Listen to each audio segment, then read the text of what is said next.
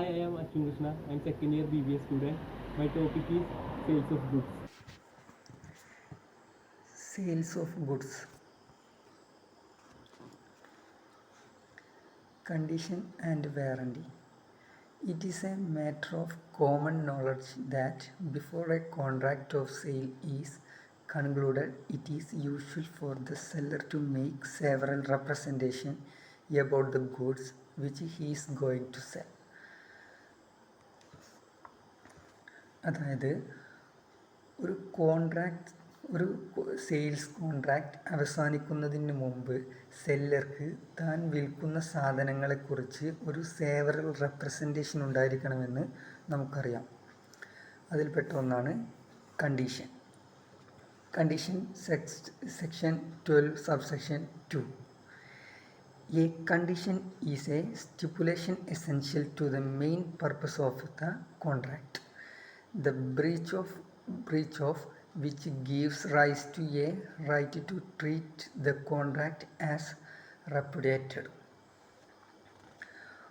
ഒരു കോൺട്രാക്റ്റിൻ്റെ പ്രധാന ഉദ്ദേശത്തിന് ഒരു കണ്ടീഷൻ ഉണ്ടായിരിക്കൽ അത്യാവശ്യമാണ്. അതുകൊണ്ട് ആ കണ്ടീഷൻ ഉപേക്ഷിച്ചാൽ കോൺട്രാക്റ്റ് നിരസിക്കപ്പെട്ടതായി കണക്കാക്കാനുള്ള അവകാശം നൽകുന്നു.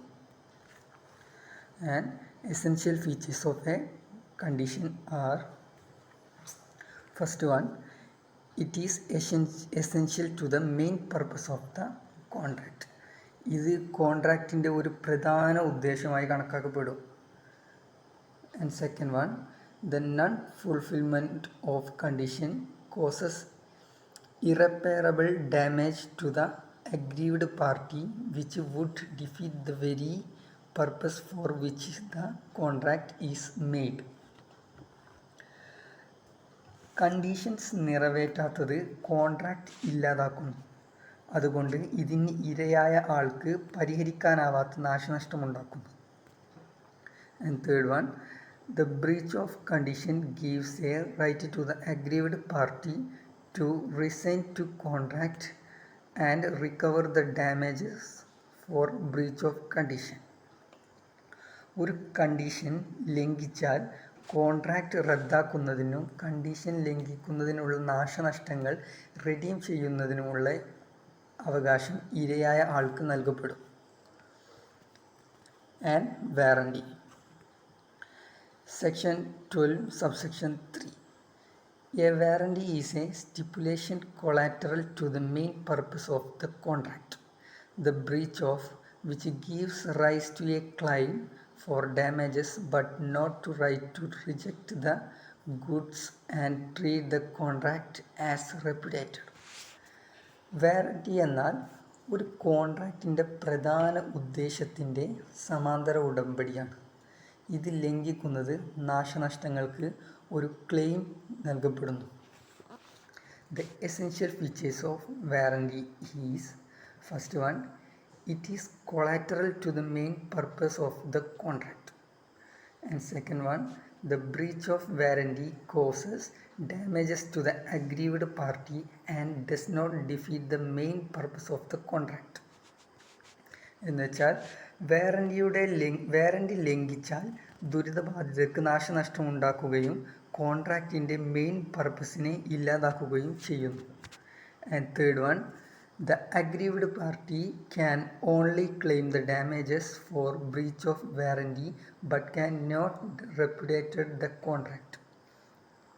വാറണ്ടി ലംഘിച്ചതിന് നഷ്ടപരിഹാരം ആവശ്യപ്പെടാൻ മാത്രമേ ഇരയായ ആൾക്ക് കഴിയൂ. കോൺട്രാക്റ്റ് നിരസിക്കാൻ കഴിയില്ല. And stipulation as to time.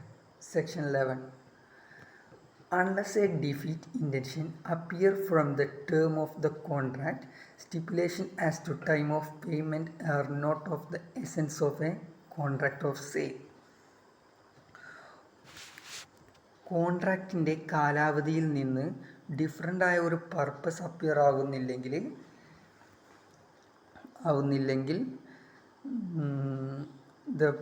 the time of payment are not of the essence of a contract of sale.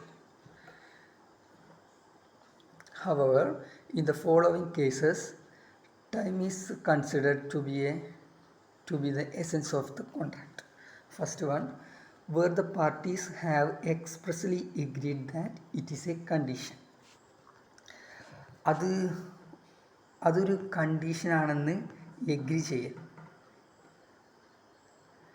Second one, where delay operates as to the injury to the party. Third one, where nature and necessity of the contract required it to be a condition.